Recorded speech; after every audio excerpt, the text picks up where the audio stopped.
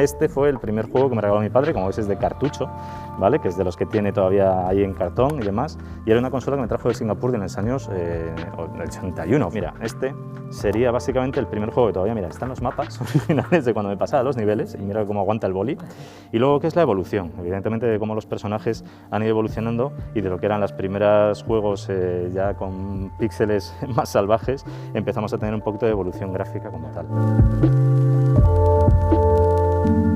La Biblioteca Nacional de España es una institución que está encargada, tiene como misión preservar la cultura bibliográfica del país.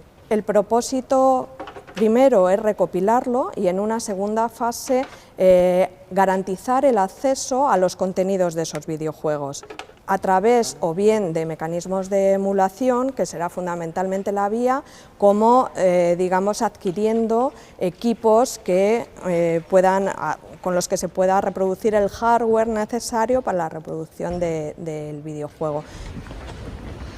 Ya tenemos trazada una historia del videojuego, entonces ya se puede hacer arqueología incluso, ¿no? Y ver qué es lo que se publicó, qué se editó, cómo se jugaba, cómo ha cambiado la forma de jugar y cómo han cambiado también los contenidos.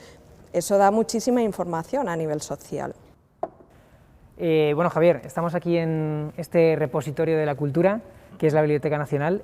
¿Para ti qué significa que los videojuegos empiecen a entrar aquí y se les dé por fin ese aura cultural que tienen? A ver, la cuestión está en que muchas veces creo que se tiene la visión solamente desde el lado lúdico porque no se conoce todo lo que conlleva el videojuego por detrás, que es una industria cultural más. Como industria cultural, precisamente, en los últimos 15-20 años ha evolucionado muchísimo, pero de la misma manera que evolucionó en su momento el cine. De la parte cultural nos ayuda a que precisamente esos chicos, esos creadores, esos directores de experiencia interactiva tengan la capacidad de poder evolucionar y poder crear producto. Antes de la pandemia estamos hablando de que en España, por volumen de negocio, se movían unos 1.500 millones de euros, más o menos, el mercado de los videojuegos. ¿Cómo ves el futuro? ¿Qué puede esperar este país del mundo de los videojuegos? Desde lo que es la parte de consumo, de hecho somos uno de los países que más consume videojuegos. En ese sentido, el consumo está clarísimo que la pandemia incluso ha hecho que se consuma más. Hay artículos en ese sentido que te dicen cómo hemos consumido más series y hemos consumido más videojuegos. Tenemos muchísimo talento y muchísimo potencial. Hay gente trabajando aquí en un momento determinado que al final se lanza y acaba trabajando en esa serie de estudios por fuera, porque aquí el tejido industrial todavía necesita hacerse más fuerte, aunque ya lo va siendo.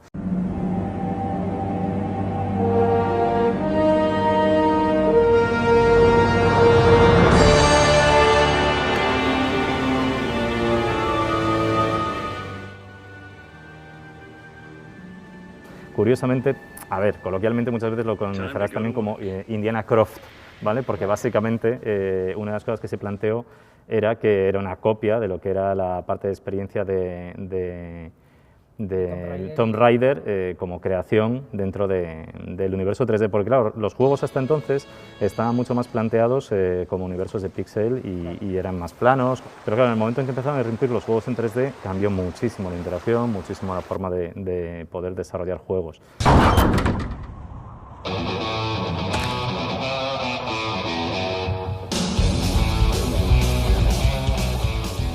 Es un tema polémico en cierto modo porque de hecho esta remasterización te permitía en cualquier momento cambiar de la versión nueva, que es una versión estilo cartoon, como puedes ver incluso panorámica adaptada a las pantallas que tenemos hoy en día, a la versión clásica, que era un 4/3, ¿vale? Que era la versión televisiva antigua. El pixel art de todas formas suele tener bastantes fans. Bueno, nunca se ha perdido realmente el pixel art como tal. Las aventuras gráficas es verdad que tuvieron su momento y que luego la industria empezó a optar más, como hemos visto, por la parte de 3D o por otra serie de contenidos. Es verdad que las aventuras de point and click, claro, ofrecían una interacción limitada. Son títulos mucho más narrativos, son títulos más pausados, con un ritmo en ese sentido para disfrutarlos, porque en aquella época te comprabas X juegos y te tenían que durar todo el año.